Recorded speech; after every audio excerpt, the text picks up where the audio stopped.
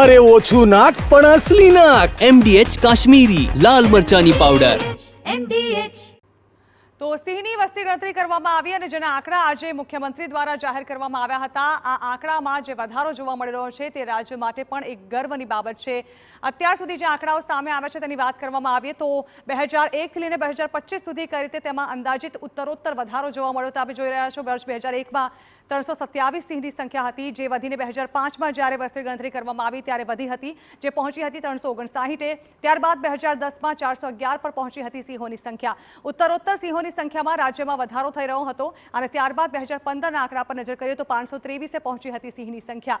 2020માં જ્યારે આ વસ્તી ગણતરી હાથ ધરવામાં આવી ત્યારે તે આંકડો હતો તે 674 પહોંચ્યો હતો, જેની અંદાજિત સંખ્યા સિંહોની સામે આવી હતી. પરંતુ ત્યારબાદ રાજ્ય સરકાર દ્વારા જે સંવર્ધનના લગાતાર પ્રયત્નો કરવામાં આવ્યા અને ત્યારબાદ આજે જે આંકડાઓ જાહેર કરવામાં આવ્યા છે 11થી 13 મે સુધી આ વસ્તી ગણતરી ચાલી હતી, જેમાં હવે જે આંકડો સામે આવ્યો છે તે પહોંચ્યો છે 891. એટલે કે ઉત્તરોત્તર રાજ્યમાં સિંહની સંખ્યામાં વધારો થયો છે અને સિંહની આ સંખ્યામાં વધારો થતાં ચોક્કસ એવું કહી શકાય કે જે સિંહોના સંવર્ધન પાછળ જે પ્રયાસો કરવામાં આવ્યા હતા, જે રકમ લગાવવામાં આવી હતી, તે તમામ જે છે તેનો સદુપયોગ થયો છે. અને આજે જે આંકડાઓ જાહેર કરવામાં આવ્યા તેને લઈને દેશની નજર હતી કે આખરે સાવજોની સંખ્યા જે છે તે સામે આવશે. ત્યારબાદ અત્યારે જે વધારો સિંહના આંકડામાં સામે આવી રહ્યો છે તેને લઈને ચોક્કસથી ખુશીની લહેર પણ જોવા મળી રહી છે.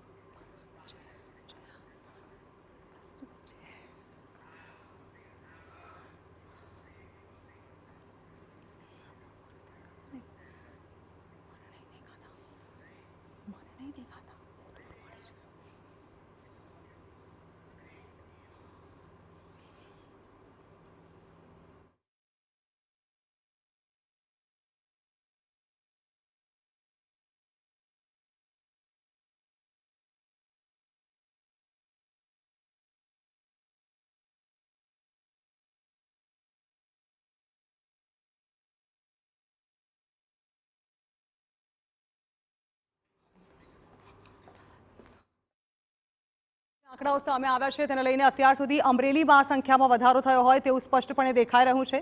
આ અંગે જ્યારે રાજ્ય સરકાર દ્વારા આજે આ અંગે પ્રેસ કોન્ફરન્સ કરીને જે આંકડાઓ જાહેર કરવામાં આવ્યા તેને લઈને ખુશીની લહેર છવાઈ ગઈ, કારણ કે જે આંકડો સામે આવ્યો હતો તેમાંથી 257 સિંહોની સંખ્યામાં વધારો જોવા મળ્યો.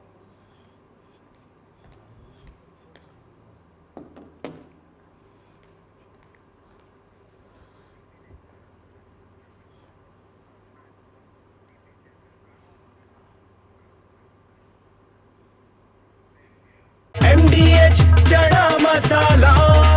હવે છોલા હોય કે ચોળા, સફેદ ચણા હોય કે કાળા ચણા, બધું મજેદાર બનશે. MDH